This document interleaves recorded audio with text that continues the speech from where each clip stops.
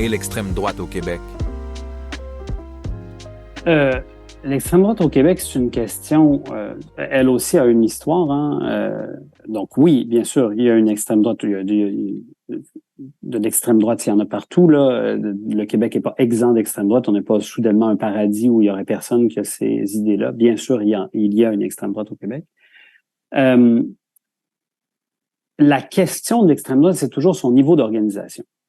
C'est pas s'il y a des gens d'extrême droite, c'est toujours à quel point l'extrême droite s'organise ou pas. À mon avis, au Québec, il y a trois espaces, trois lieux de tentation pour l'extrême droite ou de montée potentielle de l'extrême droite. Il y a son organisation partidaire, il y a son organisation plus de type mouvement social, de type organisation de base, et puis il y a le discours dans l'espace public.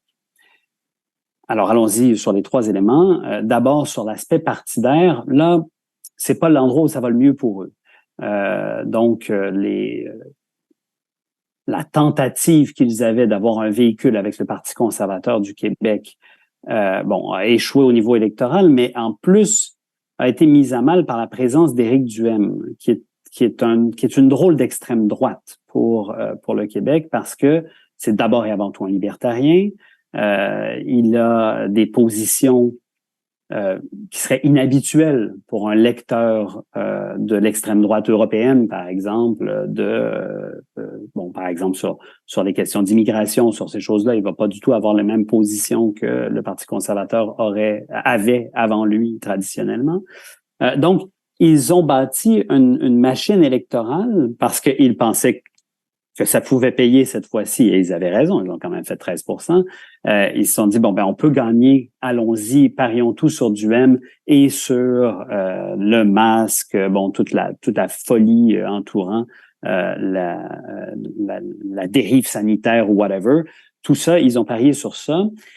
Pari qu'ils ont finalement relativement perdu. Je pense il faut quand même pas oublier qu'ils ont obtenu des sommes considérables de l'État québécois qu'ils peuvent utiliser maintenant pour mobiliser. Ça a l'air d'avoir une efficacité.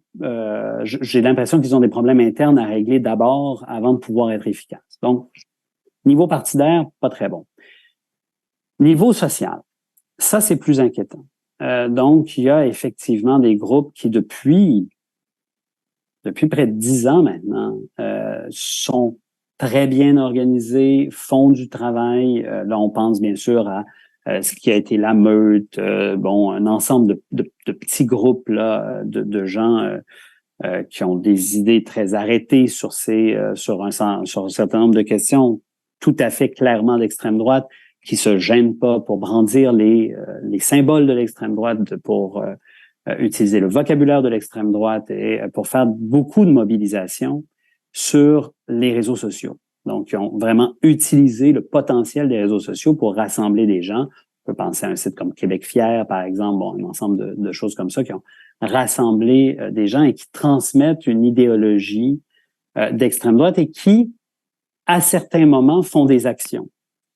Il y a eu des périodes plus intensives en action. On est dans une période un peu moins intensive en action ces temps-ci. Ça peut toujours revenir.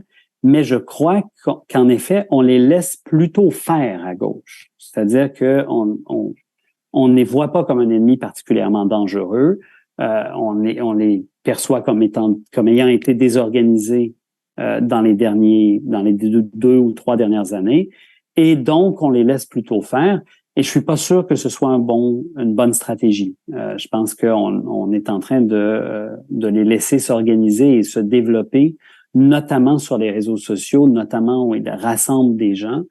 Et là-dessus, notre meilleure arme contre ces gens-là, c'est du journalisme indépendant d'enquête qui révèle ce qu'ils font, le travail d'organisation et de fascisation de certains membres de la société. Je pense qu'on a besoin de gens qui font de l'enquête là-dessus puis qui le révèlent à la population. Troisième élément, dans les médias, donc le travail idéologique. Certains chroniqueurs je féminiserai pas parce que je pense juste à des gars. Certains chroniqueurs voient dans le manuel offert par la France de débat, par exemple, sur la question de la théorie du gender, comme elle est appelée en France, une voie de passage pour développer une option d'un nationalisme très à droite de la CAQ, en fait, disons-le comme ça, qui pourrait peut-être fonctionner. Est-ce que le PQ serait le véhicule de cette extrême droite potentielle? Peut-être. Si c'est le cas, Paul Saint-Pierre Plamondon est probablement pas le meilleur représentant de cette option, mais qui sait, quelqu'un d'autre pourrait s'en saisir. Bon, il y a des gens qui, de toute évidence, pensent qu'il y a un terreau idéologique sur lequel on peut travailler et qui sèment des idées d'extrême droite dans leurs chroniques, dans leur prise de parole publique, sur l'immigration, sur toutes les positions concernant la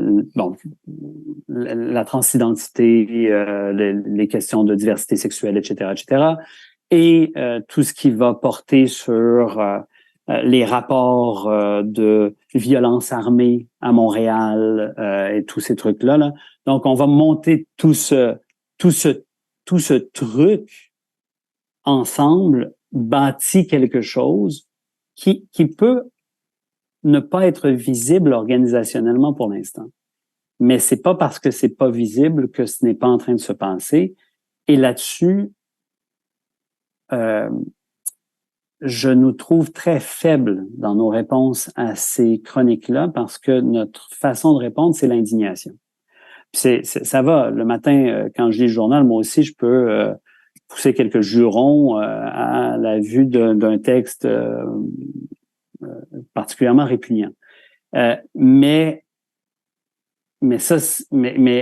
prendre mon juron et en faire une lettre ouverte au journal qui l'a publié, c'est pas combattre l'extrême droite, c'est en fait la nourrir.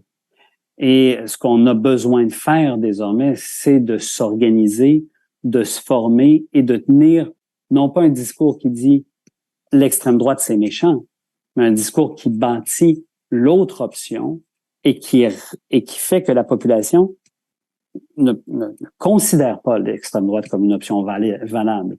Pas seulement une stratégie de ce sont des méchants garçons. Ça fait des années qu'on dit ça. Et ça ne séduit personne. Et en fait, ça a alimenté le discours victimaire. Mathieu Bock-Côté a été le porteur de ce discours. J'ai déjà écrit un article qui l'appelait la droite Calimero à l'époque, il y a fort longtemps. Donc, de se tirer de ce personnage de bande dessinée qui était toujours pleurnichard puis qui arrêtait pas de dire « c'est vraiment trop injuste ». Mathieu Bock-Côté a passé le plus clair de ses 10 premières années dans l'espace public à dire qu'on ne donnait jamais d'espace à la droite et que dès que quelqu'un se disait de droite, il se faisait attaquer. Ben, en continuant de l'attaquer, on a créé un monstre qu'on a exporté ensuite. Bon, grand bien nous en fasse à nous, mais il publie encore chez nous. Hein. Il est capable il a le don d'ubiquité. Donc, on a créé quelque chose en ayant cette attitude improductive qui est celle d'être dans la dénonciation et dans le pointage de doigt, alors qu'on a besoin de bâtir une option viable et alléchante et séduisante qui combat face à face ses adversaires. Voilà, une longue réponse sur l'extrême droite.